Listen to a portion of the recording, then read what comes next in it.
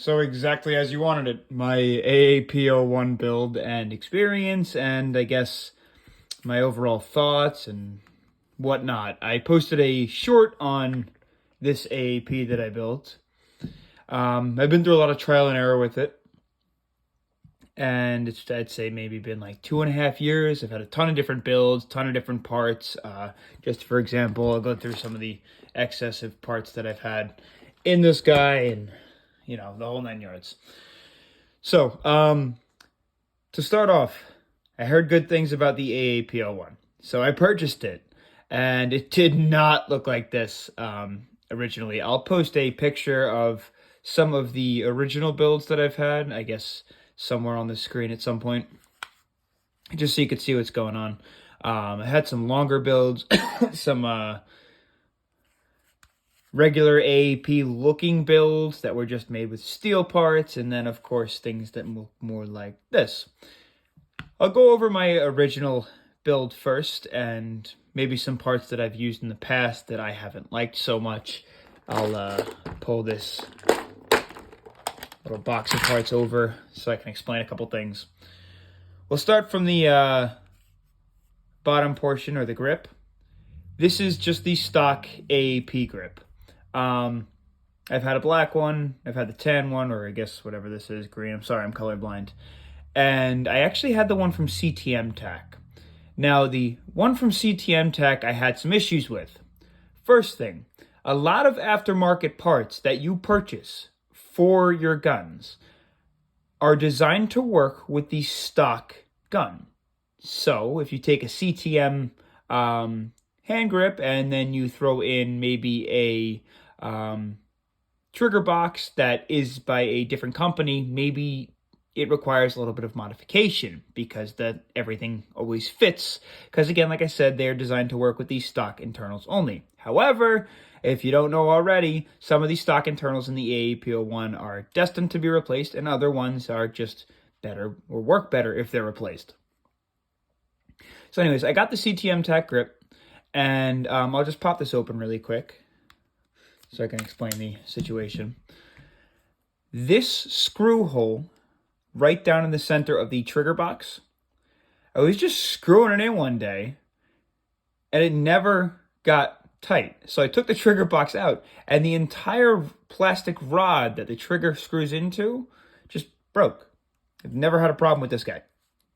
I had a stock grip, a black one, that I had used for, I'd say, upwards of 2 straight years before I switched to this guy a handful of weeks ago. And it never had any problems. CTM broke maybe within the first 3 weeks I had it. I don't know. I'm not saying that's all of them. It might have just been mine had a factory defect or something, or maybe my fucking gorilla hands decided to just rip the thing apart. I don't know, but that was just my experience. Anyways, continuing on. We'll keep this apart for now. Where are we going? Okay, so the first thing on this gun that I had break that was stock. If you didn't know already, the hammer will break on your stock AAP. It is not a hardened steel, so I upgraded to the cow hammer. I was then having issues. It was auto firing in full auto, and I couldn't figure out why. So I reached out to a couple of the guys in the gas blowback Discord, the heavy recoil Discord, and they quickly recommended that I get the upgraded sear. I did, and then I also picked up the trigger pin. I think that's what it's called, the trigger pin lock. I'm sorry, I might be butchering the names, but I picked this guy up and then reinstalled it into the original casing, and it worked great. Then I was like, ooh, maybe I'll go out of my way and get the upgraded CNC machined hammer housing. And let's just say, obviously, at that time, I also had the grip of the CTM Tac, and it didn't fit the way I wanted it to fit. So I actually wound up selling that off and just went back to this guy right before it broke anyways. So maybe it would have fit well in here.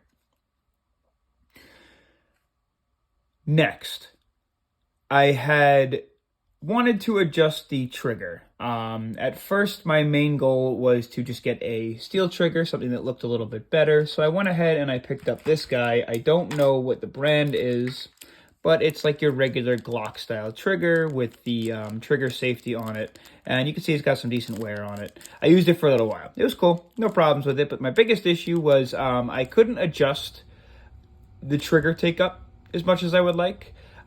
You could adjust how much you had to pull in order to get the hammer to break or the hammer to drop, but you couldn't adjust how limited pull you had on the way back or how much extra pull room you had after the hammer broke. So I went and upgraded the trigger to this guy. And I actually like this one because it already starts off with a pretty short trigger pull, right? However, it also, if you can see, has a little screw that you can screw in further to make the trigger pull even shorter. There was a point where I had this thing like really short, but it was so short that I was actually misfiring. Like I was pulling the trigger and then I was pulling it too quick, so it wasn't firing fast enough. So I adjusted it to a way that's comfortable for me, that works for my trigger finger. You might want to adjust it in a different way. I don't know what brand this guy is, but I like it. I like the way it looks. I then took it upon myself to upgrade to the CNC steel trigger bar. I just figured, why not? It's like 20 bucks. If I already have the steel hammer set, and the original trigger bar is actually pretty flimsy. So I wanted to upgrade to something a little bit stronger. Again, at the time that I had upgraded to this guy, I had that CTM grip. And there was a lot of grinding between the trigger bar and the hammer housing and the grip. So this one works fine in the CTM tack. This one didn't. So at the time I sanded it down a little bit. But when you get back into the original grip, like I mentioned, it's designed to work with it. So no problems there. It works just fine. Just fine. An unnecessary upgrade that I did do, that I don't think is necessary at all, is the hammer housing. Works just fine. Stock one. It really doesn't take much wear, doesn't take much pressure. The one nice thing is you can get them in a cool color. You know, maybe if you take out the safety, you could see what's going on in there. And obviously, as the upper receiver rocks onto the front, it might be a little bit stronger. But again, that's some chunky piece of metal. I've never heard of anybody having problems with these guys, but again, like I said, I just upgraded it because it's upgrading everything else. Now, a couple things that I did think are necessary. So if you see all of the colored pins and the silver hardware, these are steel upgraded marine grade steel hardware. I upgraded to these because they're less likely to strip. Thought that was important, obviously. The amount of times that I'm going to be teching on this thing, taking it apart, putting it back together, is less likely to strip. You'll see, obviously, I didn't upgrade all of them, but I upgraded a handful of things also up in here, too. The pins. I was instructed by somebody on the Heavy Recoil Discord that the pins are weak.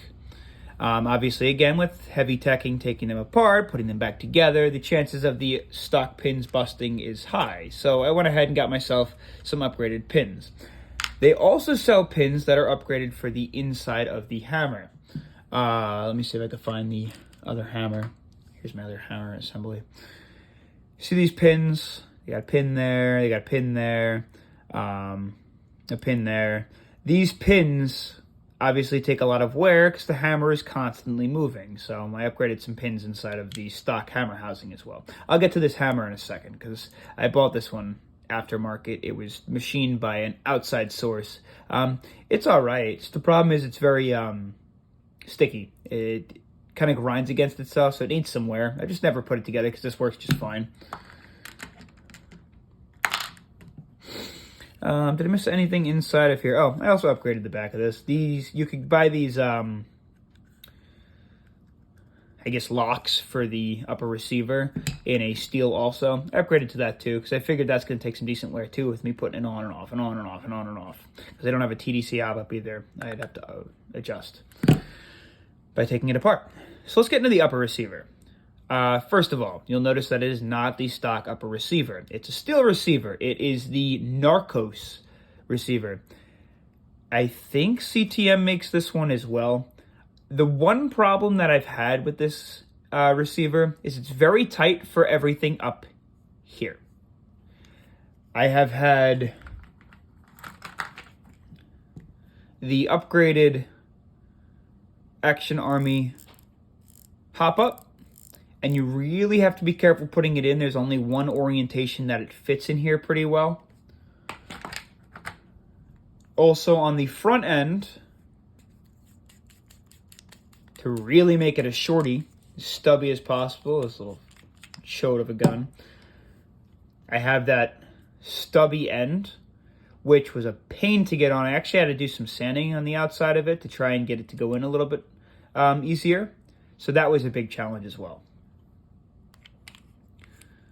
So keep in mind, if you're purchasing these guys, I definitely would recommend doing your research or having the ability or willpower to sand down the inside to make things fit if they don't. I just like the way it looked. I think it was a nice, clean, sleek look. I used to have the Scorpion upper, the large one. I like that one. It was just too long for me. Wasn't a fan. I know a lot of people also use the Fuku uppers. I had those too. The one problem with the Fuku that I was finding is if I was playing outdoor games, there's just so much open area inside of that upper receiver for dirt and grime and crap to get inside, or if I'm putting it in a bag. I also didn't really, want any of the internal parts getting shot at. Like, in the case that you could access the hop-up, I don't want the hop-up to get shot or the outside of the inner barrel to get shot. So, it's not a problem. I preferred the way that this one looked after a while, but I did run the Fuku upper also. Going deeper, I got the Ghost Sight.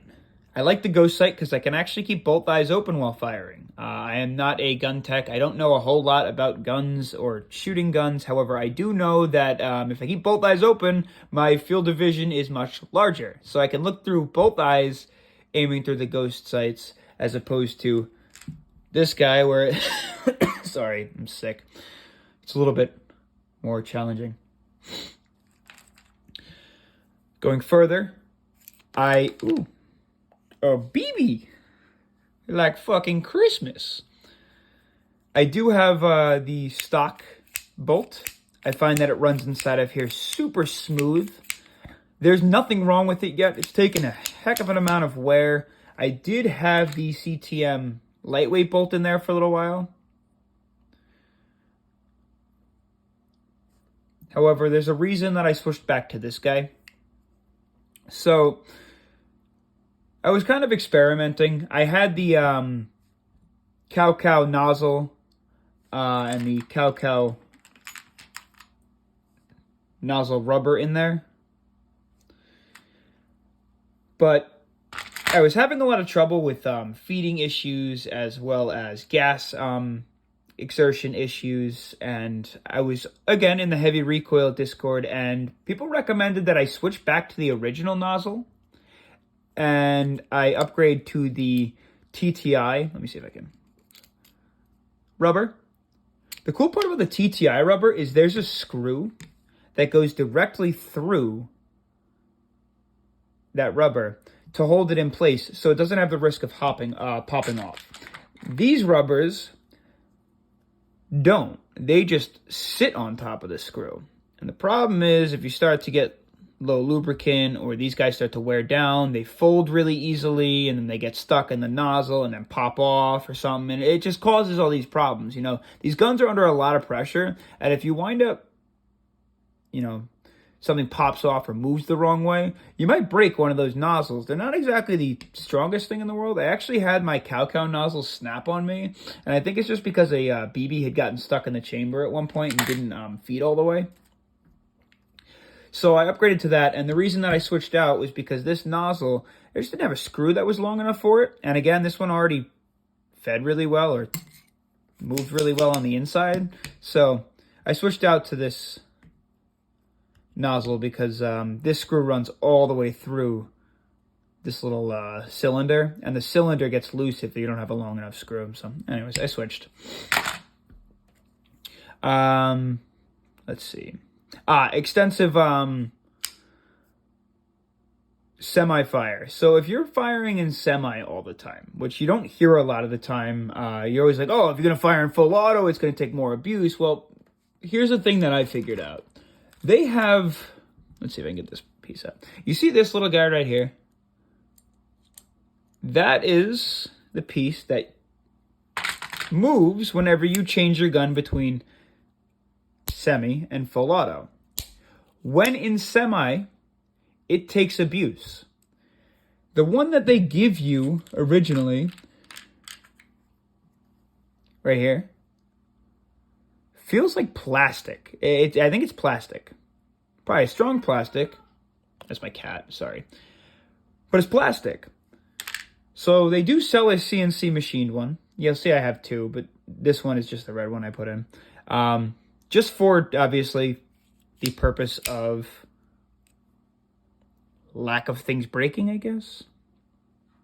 Yeah, we'll go with that, lack of things breaking. A few other things that I did is I went ahead and I upgraded the guide rod to a steel guide rod. I do not have a short stroke in this. I was finding trouble with the short stroking.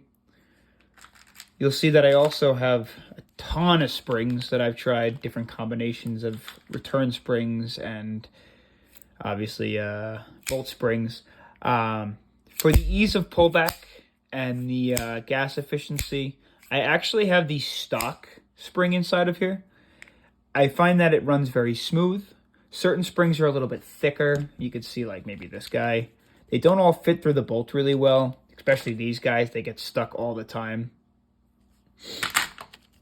My return nozzle spring, I don't know what it is, but I know it's a stronger and an upgraded one. A stronger return nozzle is good. You know, it doesn't have to get stuck in here in order to work correctly. I think that's all that I have upgraded in the back. Oh, I also have that upgraded nozzle stop. Just keep in mind, those come in plastic, and you'll see I have those upgraded screws in there too. Now, the stock hop unit. Why do I run the stock hop unit? So, I haven't tried the Loki hop. I've heard it doesn't fit in the Narcos barrel, but maybe someone can let me know. I used to run this guy. However, the problem was you couldn't lighten the amount of hop enough on a barrel that's this short. So even with heavyweight barrels, I was shooting like .4s, and I was still over-hopping the crap out of it. So what I did was I switched back to the original hop up and the original hop rubber, and now I can get it to shoot straight. I mean, look how short that barrel is. Now, the reason that barrel is so short is because I cut it to length, right? And when I cut it to length, it was still over-hopping, and I thought I messed up the cut, even though I bored it out on the inside, I reamed it or whatever. So I recut it in order to attempt again, and it was still having the issue. Now, it only shoots around 200 FPS because the barrel is like literally like this short. But I found out that the original hop up and hop rubber function flawlessly in here. And again, I used it in CQB. So like we're talking like warehouse is the maximum length I'm going to have to shoot this guy. And with the sheer speed that I'm shooting like 2s or 2.5s at, doesn't matter if it's the most accurate. I can throw shots down range quicker than you can imagine. So, yeah, I switched. I transferred out. The one downside you'll notice, it's kind of like, it's been abused. I've put a lot through this. I've put easy, I'd say, 20 to 30,000 rounds down this pistol, maybe even more. But the amount of teching that I've done, the Narcos upper receiver stripped on this side, so that one screw doesn't go in, but this one seems to hold it in all right. At some point, maybe I'll upgrade to a new Narcos upper receiver, but not yet. And then the tracer. This tracer's cool. I think it's the GNG like 5.0. It's the mini tracer.